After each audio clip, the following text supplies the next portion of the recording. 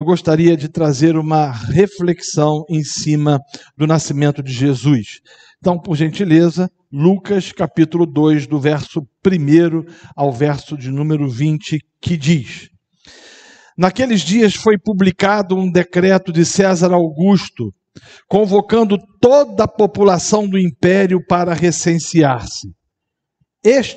O primeiro recenseamento, foi feito quando Quirino era governador da Síria. Todos iam alistar-se, cada um à sua própria cidade. José também subiu da Galiléia, da cidade de Nazaré, para a Judéia, a cidade de Davi, chamada Belém, por ser ele da casa e família de Davi, a fim de alistar-se com Maria, sua esposa, que estava grávida.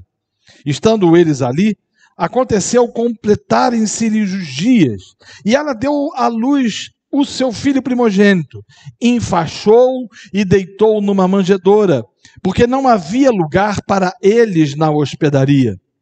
Havia naquela mesma região pastores que viviam nos campos e guardavam o seu rebanho durante as vigílias da noite.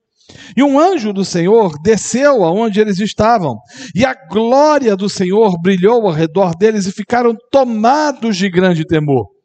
O anjo, porém, lhes disse: Não temais, eis aqui vos trago boa nova de grande alegria, que o será para todo o povo. É que hoje vos nasceu, na cidade de Davi, o Salvador, que é Cristo, o Senhor. E isto vos servirá de sinal. Encontrareis uma criança envolta em faixas e deitada em manjedoura. E subitamente apareceu com o anjo uma multidão da milícia celestial, louvando a Deus e dizendo: Glória a Deus nas maiores alturas, e paz na terra entre os homens, a quem ele quer bem. E ausentando-se dele os anjos para o céu, diziam os pastores uns aos outros: Vamos até Belém, e vejamos os acontecimentos que o Senhor nos deu a acontecer. Foram apressadamente e acharam Maria e José e a criança deitada na manjedoura. E vendo, divulgaram o que lhes tinha sido dito a respeito deste menino. Todos os que ouviram se admiraram das coisas referidas pelos pastores. Maria, porém, guardava todas essas palavras, meditando-as no coração. Voltaram então os pastores, glorificando e louvando a Deus por tudo que tinham ouvido e visto, como lhes fora anunciado. Curve sua cabeça, feche os seus olhos e vamos orar. Querido e amado Deus, nós estamos nesse culto aqui não pelos nossos méritos. Nós não aqui viemos porque entendemos que nós somos bons. Na verdade, conhecemos bem a nossa natureza má e pecadora. Mas nós te louvamos porque o Salvador nasceu. Obrigado porque Cristo veio ao mundo, se fez gente, habitou entre os homens, morreu na cruz do Calvário, ressuscitou dentre os mortos, foi assunto aos céus e há de voltar para buscar a sua igreja. Pedimos que o Senhor possa iluminar o texto que acabamos de ler e que as verdades retratadas por Lucas possam não somente ser compreendidas, mas encarnadas nas nossas vidas. É a oração que fazemos em nome de Jesus. Amém e amém. Você pode se sentar.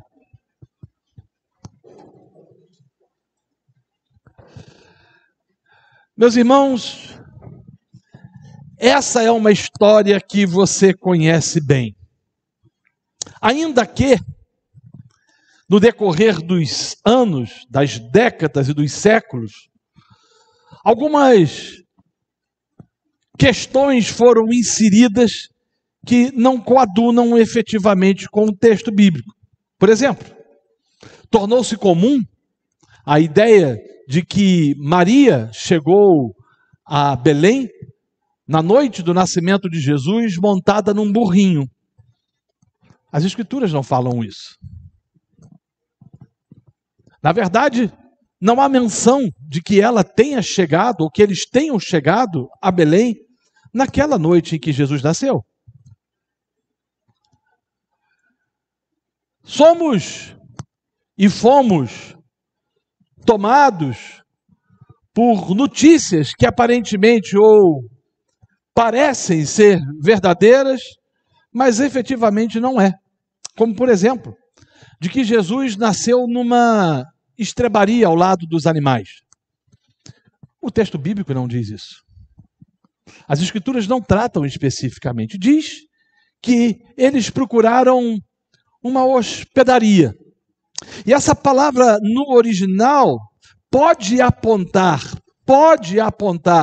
para uma pequena pousada, mas para a casa de alguém.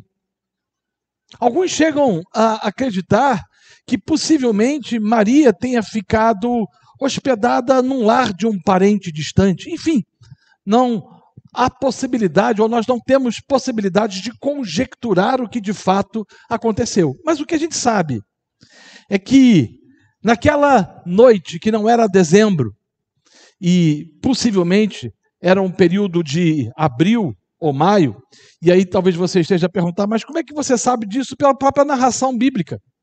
O texto diz que os pastores estavam no campo, e para os pastores estarem no campo com os seus animais, havia necessidade de que naquele período fosse um tempo de calor, o que não é comum na região da Judéia e da Galileia no período de dezembro e janeiro, onde se faz muito frio. Há muita coisa que se vai criando e que se vai dizendo a respeito do nascimento de Jesus. Entretanto, nós somos chamados a estar atentos àquilo exatamente que o texto diz.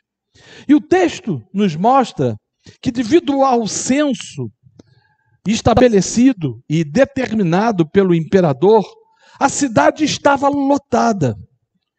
E Lucas afirma que na hora determinada por Deus, obviamente, ou na hora em que a criança estava pronta a nascer, o Filho de Deus nasce e é colocado numa manjedoura. Sim, o Filho de Deus, o Rei dos Reis, não nasceu num palácio, isso é claro, mas num lugar simples. Ele não foi colocado num berço de ouro, mas num berço de palha. E talvez aí seja a confusão, ou se faça a confusão, de que ele nasceu num lugar onde existiam bodes, cabras, ovelhas e vacas. Mas ele sim foi colocado num berço de palha. Aquele que dirige os céus e a terra, e cujo governo está sobre os seus ombros, segundo as Escrituras, esvaziou-se e tornou-se um bebê. Lucas nos mostra, diante deste sublime cenário, porém desprovido de suntuosidade, mas ao mesmo tempo auspicioso, que um anjo, isso mesmo, um anjo, desce do céu e se dirige aos pastores, trazendo a eles boas notícias. Aliás, permita-me, querido irmão, falar de 3 expressões ditas pelo anjo ao encontrar com esses pastores.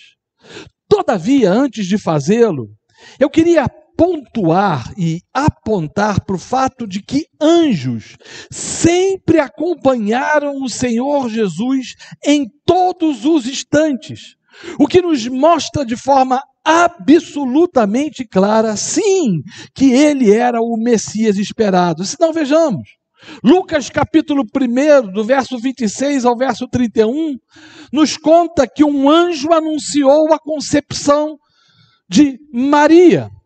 Em Mateus capítulo 1, verso 20 ao verso 24, mais uma vez o evangelista traz a história ou o relato de um anjo que anunciou o nascimento de Jesus a José.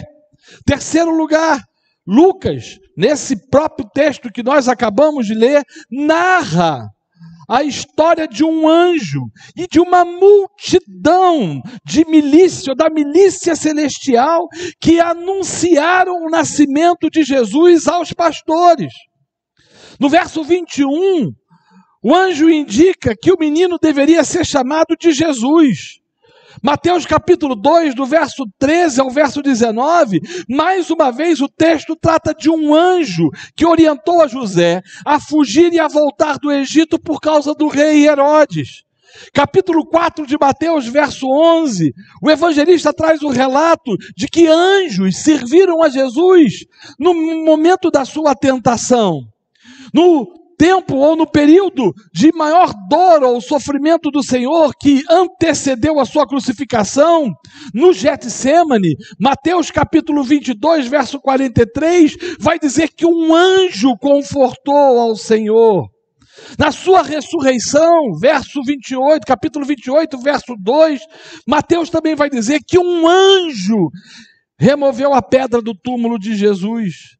Na sua ascensão, Atos capítulo 1, verso 10, verso 11, 2 anjos estiveram na sua ascensão. E por fim, Paulo, quando escreve aos Tessalonicenses, fala que a volta de Jesus será anunciada por um anjo. Então, meus amados e queridos irmãos, todos os textos bíblicos que tratam efetivamente da manifestação de anjos, ou praticamente todos os textos bíblicos do Novo Testamento, estão voltados efetivamente para Jesus, para o Messias que viria. E Lucas, aqui, de forma absolutamente clara, está querendo deixar para os seus leitores a ideia, sim, de que aquele menino que tinha nascido em Belém era efetivamente o Filho de Deus, o Messias. E os relatos de que os anjos anunciaram, ou se fizeram, ou se faziam presentes, é a prova inequívoca e inquestionável de que aquele menino não era um simples profeta. Agora, voltando ao texto, observe que o anjo trouxe aos pastores 3 sentenças ou afirmações. Se não, vejamos. A primeira coisa que o anjo falou aos pastores que ali estavam: não tenham medo. Essa expressão usada, ou essa palavra usada no original, traz a ideia de fuga pelo terror. Exatamente isso. Imagine, os pastores estavam fora de Belém, estavam no campo, a noite extremamente estrelada, uma noite possivelmente quente, e de repente, um ser do céu, resplandecendo a glória de Deus, aparece diante deles. Qual o sentimento aqueles homens tiveram? A não ser de terror, de pânico. E quando Lucas está usando essa expressão, não tenham medo, entre linhas ele está dizendo que aqueles homens estavam dispostos a dar no pé, a sair correndo, porque a visão da glória de Deus era apavorante.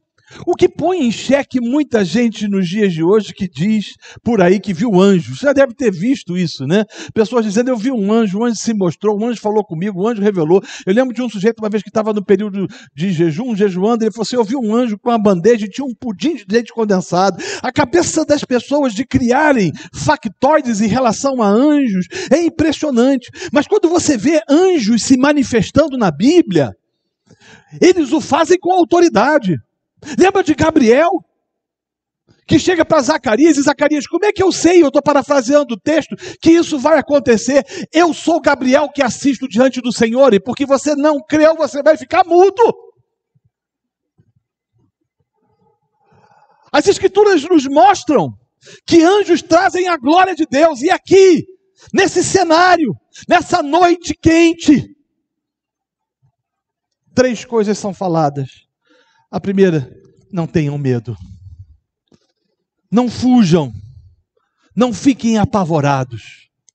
E ele diz o motivo por quê. Segundo lugar, porque eu estou trazendo para vocês uma boa notícia que vai ser alegria e que vai trazer alegria para todo o povo. Talvez aqueles homens tivessem pensado o seguinte: pronto, lascou, estamos dançados. Eu acho que agora acabou a nossa vida. Deus vai trazer juízo sobre a vida da gente, ou seja lá o que for, eu não sei o que é isso, mas o que o anjo diz é o seguinte: olha, não tenham medo, eu tenho uma boa notícia, e essa boa notícia vai trazer alegria para todo o povo. Agora é interessante isso. Eles se dirigem a pastores. que eram um tipo de pessoas ou de indivíduos extremamente discriminados. O Messias, o Rei, o Senhor, o Salvador tinha nascido, e o mais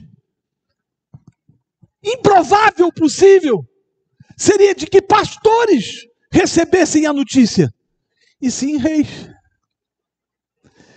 E o que o texto vai dizer é que os anjos se dirigem a esses homens, afirmando: eu tenho uma boa notícia. E que notícia era essa? Em terceiro lugar, está se cumprindo as promessas bíblicas quanto ao nascimento do Messias. Aliás, meus irmãos, Lucas em seu evangelho, é muito interessante a gente perceber isso, nos mostra que as profecias se cumpriram, as profecias principalmente de Isaías, quanto ao nascimento do Messias. Se não, vejamos. Isaías capítulo 9, verso 1, Isaías capítulo 42, verso 6, Isaías capítulo 49, verso 6, aponta para aquele que seria a luz das nações. Portanto, o que acontece aqui nesse momento é o aparecimento do Messias, anunciado por Isaías. No capítulo 9 de Isaías, capítulo 5, ou verso 5, Isaías vai dizer que nasceu o menino, ou seja, ele vai falar do menino que nasceria, e Lucas diz que o menino nasceu prometido pelo profeta. No verso 2 do capítulo 9, fica claro que esse menino deveria nascer para dar alegria ao povo e trazer salvação a Deus. Então, quando Lucas está dizendo, e o anjo, ou trazendo a notícia de que o anjo tinha uma boa notícia, era o cumprimento claro de Isaías capítulo 9, verso 2. Até mesmo a cidade. Miqueias capítulo 5, verso 1, o profeta profetiza de que Jesus nasceria em Belém. E é o que exatamente acontece. E o mais extraordinário de tudo é que Lucas nos mostra que Deus moveu todo o Império Romano a fim de que um recenseamento fosse feito. Porque se não tivesse tido recenseamento, Jesus não teria nascido em Belém, José e Maria não teriam viajado a pé 145 quilômetros até a cidade de Belém, teriam ficado em Nazaré. Mas todavia, pela ação soberana de Deus, eles subiram para as montanhas de Belém na Judéia, porque José era belemita e ele deveria se alistar na sua cidade natal.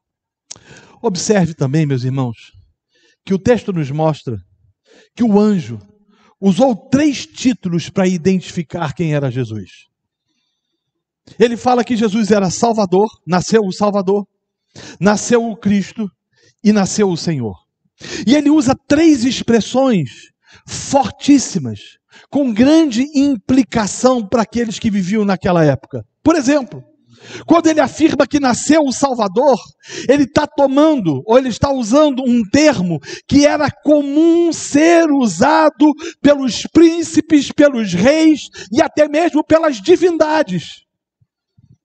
Talvez hoje, a gente quando olha ou enxerga esse texto, ou vislumbra esse texto, a gente consiga entender um pouquinho sobre a questão da salvação, pelo fato de que compreendemos e discernimos que estávamos perdidos nos nossos delitos e nos nossos pecados.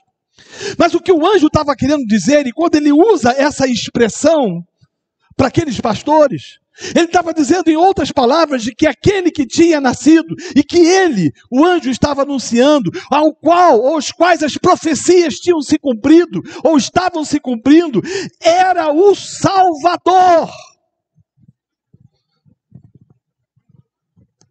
Mas não somente isso, o Cristo, o ungido, o Messias. Essa palavra era um título dado aos reis e aos profetas, e que anunciava a eles um futuro libertador. Significava que esse menino recém-nascido tinha vindo libertar o povo. A terceira expressão usada pelo anjo é Senhor. Um nome que comumente era dado ao próprio Deus. Mas essa palavra significa alguém que pode ser chamado de mestre, soberano, príncipe, chefe. E era um termo usado pelo imperador, um título de honra que expressa respeito e reverência com o qual os servos deveriam tratar os seus senhores. Quando aqueles pastores, que a gente não sabe quantos são, ouviram esses títulos mencionados pelo anjo, entenderam de que aquele menino era o Messias esperado. Agora observe que os anjos não anunciaram o nascimento de Jesus ou do Cristo aos poderosos. Eles não foram ao palácio de Herodes, nem tampouco foram a Jerusalém diante do sumo sacerdote e dos sacerdotes. O texto nos mostra que o anúncio angelical foi feito a pastores que eram desprezados pela maioria da sociedade e que, devido ao seu trabalho, eles ficavam comumente impedidos de observar a lei cerimonial. Pastores de gado, de rebanho, de cabras, de ovelhas, não eram dignos de confiança. E seus testemunhos, pasmem, não eram aceitos nos tribunais. Esses que não podiam testemunhar perante o juiz, é quem o Senhor se revela através de um anjo dizendo o seguinte: nasceu o Salvador, nasceu o Messias, nasceu o Senhor. E é interessante percebermos que a mesma coisa se dá quanto à sua ressurreição. Quando aqueles que primeiramente ouvem da notícia de que Cristo tinha ressuscitado foram mulheres, as quais não eram valorizadas naquela época. As Escrituras nos trazem entre linhas verdades fantásticas. Lucas está fazendo uma narrativa aqui, mostrando o cumprimento de Isaías capítulo 9, deixando claro de que aquele menino que tinha nascido em Belém era cumprimento da profecia de Miqueias, de que ele era a luz das nações, ele era o Senhor, ele era o Salvador, ele era o Messias. E ele resolveu anunciar a pastores. Lucas também está a nos dizer e mostrar que para alcançar o homem caído, Cristo desceu. O mistério da piedade, como diz Paulo. Cristo se fez gente. Ele sendo rico se fez pobre. Sendo Deus eterno se fez homem. Como bem disse o apóstolo Paulo, subsistindo em forma de Deus, não julgou como usurpação o ser igual a Deus, antes a si mesmo se esvaziou, assumindo a forma de servo, tornando-se em semelhança de homens e reconhecido em figura humana, a si mesmo se humilhou, tornando-se obediente até a morte de cruz, e pelo que também Deus exaltou sobremaneira, que lhe deu o nome que está acima de todo nome, para que o nome de Jesus se dobre todo o joelho nos céus, na terra e debaixo da terra. Meus irmãos, quando Lucas menciona a manjedoura, ele estava muito mais do que tratando da simplicidade do nascimento de Jesus. Era um golpe mortal na soberba humana. Ele estava dizendo que o soberano do universo renunciou às glórias indescritíveis da glória para descer até nós, nascer num berço de palha, crescer numa carpintaria, morrer numa rude cruz, para nos resgatar de todos os nossos pecados. A manjedoura, narrada por Lucas, nos fala do abnegado amor de Deus, que nos amou de tal maneira que nos deu tudo de mais precioso, ou seja, o seu próprio Filho, para morrer a nossa morte, a fim de que vivêssemos a sua vida. Nessa perspectiva, meus amados e queridos irmãos, eu concluo que o Natal é muito mais do que uma festa gastronômica, muito mais do que confraternizações familiares ou trocas de presentes em meio a amigo oculto, ao qual fazemos nas repartições onde trabalhamos. É muito mais do que troca de presentes. Natal é a festa da salvação.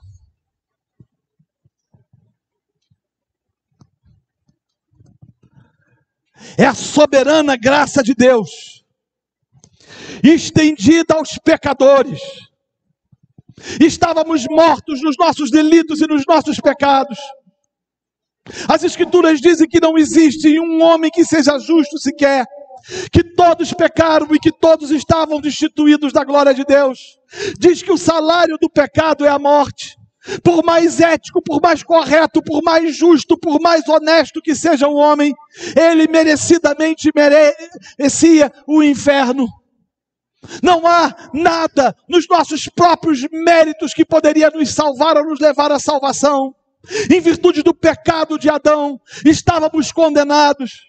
Mas numa noite, o Filho de Deus, que foi concebido pelo Espírito Santo numa virgem, nasceu, e os anjos chegam, e um anjo chega e anuncia aos pastores: celebrem, não temam, festejem. Eu tenho uma boa notícia: o Salvador veio ao mundo. E as Escrituras nos dizem que de repente miríades de anjos começaram a adorar a Deus. É interessante que eles não cantam. É mais um conceito que a gente aprende, que vem com o passar dos anos, que os anjos estavam cantando. O texto não diz isso. O texto diz que os anjos adoram. E a adoração, ela não necessita significativamente ser da base da canção. Não é isso. O que, na verdade, o texto está nos mostrando de forma clara é a centralidade do Pai. É apontando para a glória do Pai. Cristo nasceu o Salvador para a glória do Pai.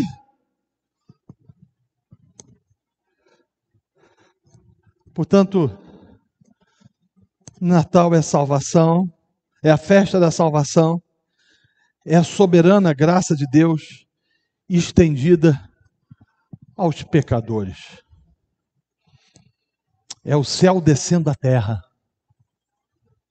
Um poeta, certa feita, disse que Natal é o beijo entre o céu e a terra.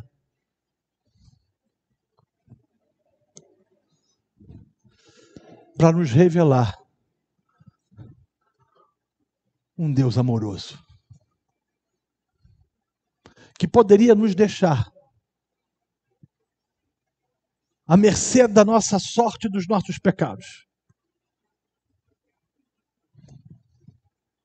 que justamente poderia nos enviar ao inferno, mas que enviou Jesus para morrer na cruz do Calvário.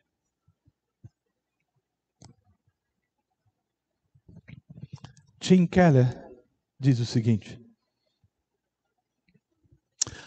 a mensagem do Natal é que o homem não pode salvar a si mesmo.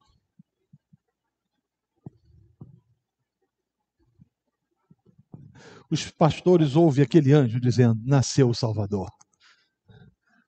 Vocês estavam mortos, mas agora vocês serão salvos. ou poderão ser salvos?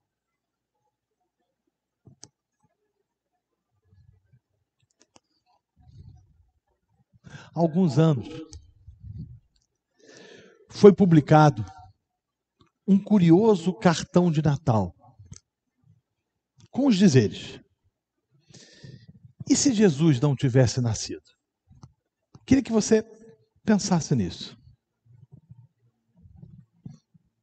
E se Jesus não tivesse nascido? Deixe-me contar esse conto. Um dia, um pastor adormeceu e numa manhã de Natal, sonhou que um mundo para o qual Jesus nunca tinha vindo. Em seu sonho, viu-se andando pela casa, mas lá não havia presente. Não havia árvore de Natal, nem tampouco guirlandas enfeitadas. Não havia Cristo para confortar, alegrar e salvar. No sonho, ele andava pelas ruas, mas não via igrejas com suas torres agudas apontando para o céu. E ele voltou para casa, sentou-se na sua biblioteca e foi procurar livros que tratavam a respeito do Salvador e não achou nenhum. Não tinham livros que falavam a respeito do Messias. Nesse momento, alguém lhe bateu a porta e um mensageiro pediu-lhe que fosse visitar sua pobre mãe que estava à morte. Ele apressou-se a acompanhar o filho choroso. Chegou àquela casa e disse: eu tenho aqui alguma coisa que a confortará. E aí ele abre a Bíblia, procurando alguma promessa bem conhecida, mas não acha. Não havia evangelho, nem promessa de esperança. E no sonho aquele homem baixou a cabeça e chorou com a moribunda, demonstrando angústia e desespero. Não muito tempo depois, ele estava ao lado do esquife daquela mulher, oficiando o sepultamento daquela que tinha falecido. Mas não havia mensagem de consolação, nem palavra de ressurreição, nem céu aberto, somente cinzas, cinza a cinza, pó e pó, um longo e eterno adeus. E aí no sonho, o pastor percebeu afinal que ele não tinha vindo e rompeu em lágrimas e amargo pranto em seu triste sonho.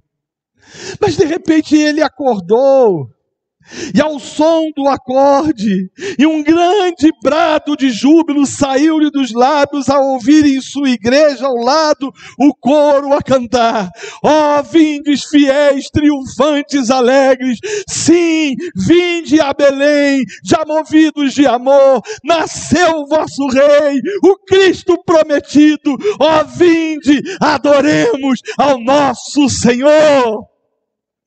Regozijemo-nos e alegremo-nos, porque Ele veio.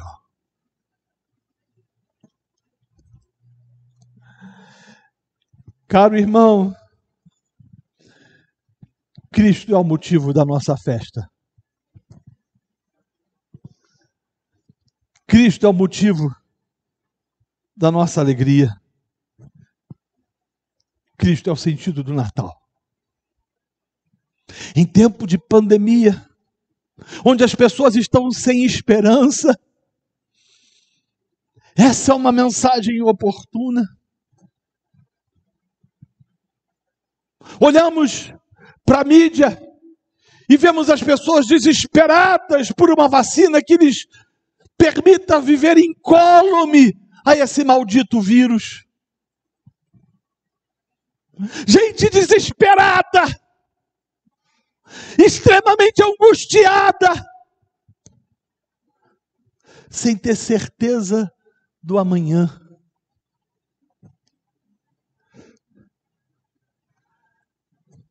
Nossa esperança é que um menino nos nasceu, um filho se nos deu, e o governo está sob os seus ombros, e o seu nome é Maravilhoso, Conselheiro, Deus Forte, Pai da Eternidade e Príncipe da Paz.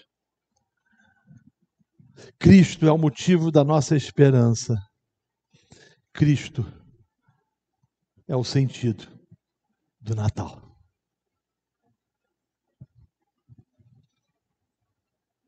A minha oração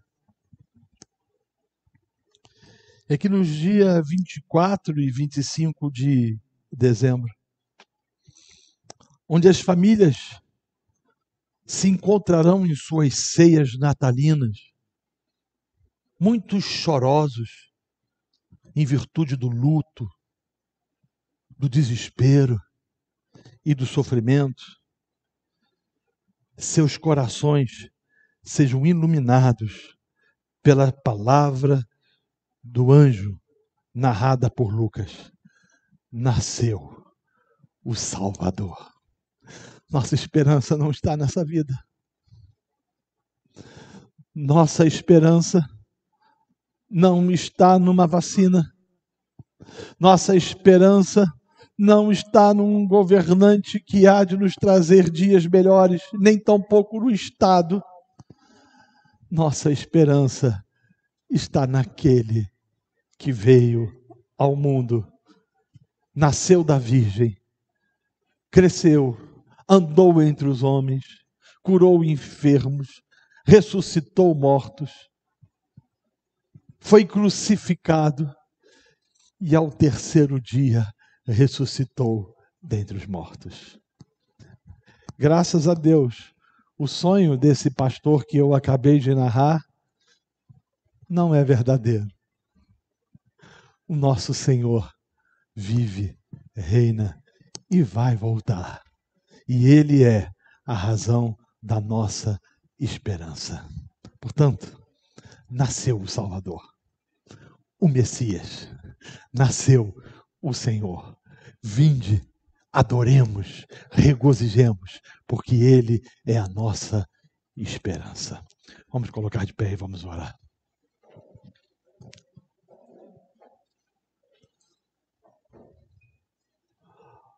Ó Deus, nós te louvamos por causa de Jesus.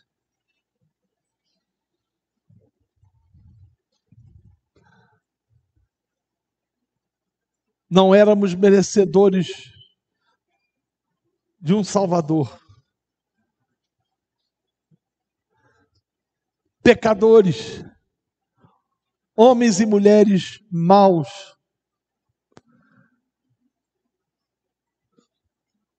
mas o Senhor nos amou e enviou o seu Filho Jesus para morrer na cruz do Calvário. Ajuda-nos a lembrar, ó Deus, desse período difícil que estamos vivendo, de que a nossa esperança está no Messias, no Filho de Deus, no Salvador, no nosso Senhor. É a oração que fazemos, em nome de Jesus, e que todos digam amém. Amém. Você pode sentar, irmãos.